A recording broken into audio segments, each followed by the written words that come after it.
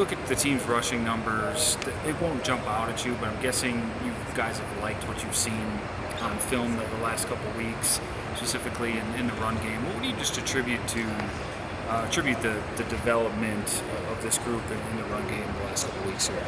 Yeah, I mean, I think you see improvement. I mean, you go back to the Oregon game, I think we had stints where we had a dominating run game at points. I mean, didn't see a lot of success from that, like, you know, from points wise, but you know, it is good to see an improvement there. And you watch some film, there's a lot of good things happening. You know, a lot of drives sputtering out since that. So, you know, it's finding a balance of, you know, keep doing what you're doing.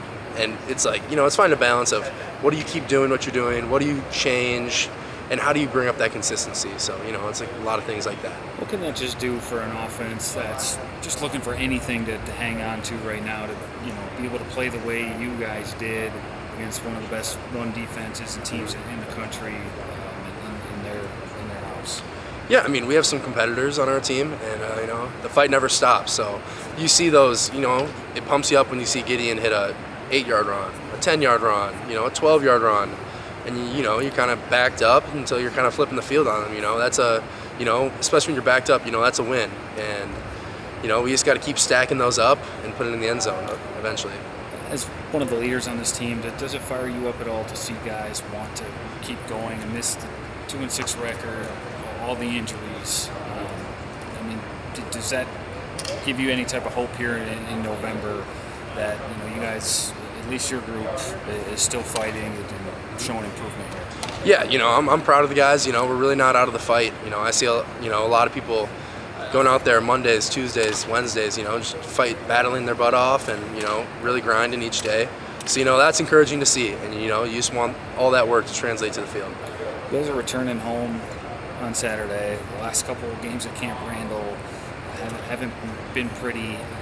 How much do you guys, I guess, notice the fans, you know, when they're booing or whatever in those games? I mean, does that have any type of effect on you guys? Just a fan base that's getting real impatient here, and, you know, maybe you don't have that same home field advantage you used to? Yeah, you know, it's tough. No one wants to be booed. But, you know, it's not like we've been playing great. We got to put a good product on the field. But, you know, I've heard plenty of boos, plenty of cheers throughout my career. You know, it doesn't really affect how I play, and it shouldn't really affect how we play. But, you know, the same thing. You just got to keep out there and keep fighting and grinding. Is there any added pressure on Saturday just because of that? Maybe wanting to avoid kind of the atmosphere there's been the last 3 years, or the guys just kind of, you know, do their thing and, you know, play their role regardless of what's going on in the stands? You know, we have so many people counting us out right now. You know, there's not a lot of high hopes, and I don't feel any pressure. You know, I think we're already counted out by many, so, you know, it shouldn't really add pressure. You know, the fans are going to be, you know, we got to give them something to cheer about. So, you know, it all starts on Saturday. We got to give them something to cheer about. Davis has obviously made the transition from left tackle to center. You know, we know Jake's not coming back, and that's going to be his job through the rest of the season here. How did he get to the point of what happened against Miami of Ohio in the season opener to where he is now? Because he's had a couple really good performances there at center position.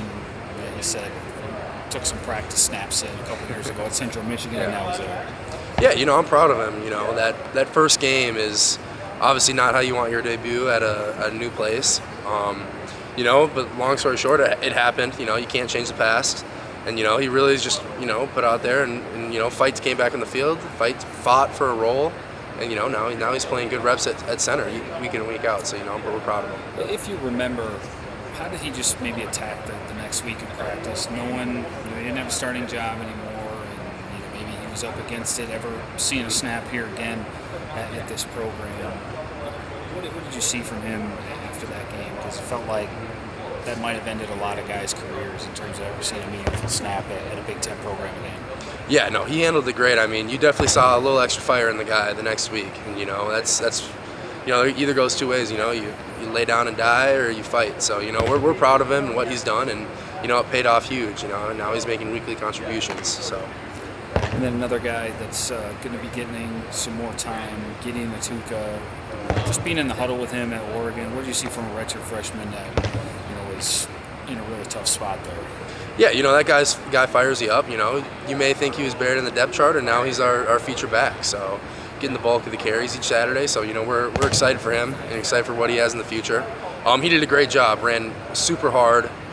Fought his butt off. So we're excited to roll with him this Saturday. Not knocking the other three guys, but is he a better fit maybe for this offense and what you guys are trying to do? Just be a lot more north and south, put the pads down, fall forward type of deal. Yeah, I mean those other three guys are incredible. I think he's a little bit more, probably a little bit bigger, a little bit more compact back, north-south guy.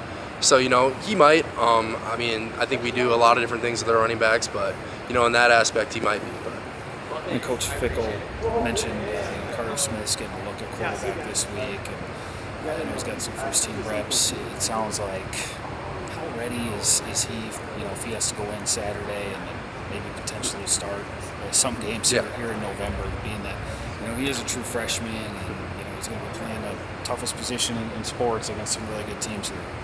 Yeah, I don't think anyone's ever truly ready as a true freshman. I know I wasn't, but no, he's done a great job. I'm excited to see him out there and see what he can do with the opportunity he gets. I think he's done a great job of leading the huddle, commanding the huddle, having his voice heard, stepping in there, learning from Coach Guyton, Billy, and all the other guys. So, I'm excited for him.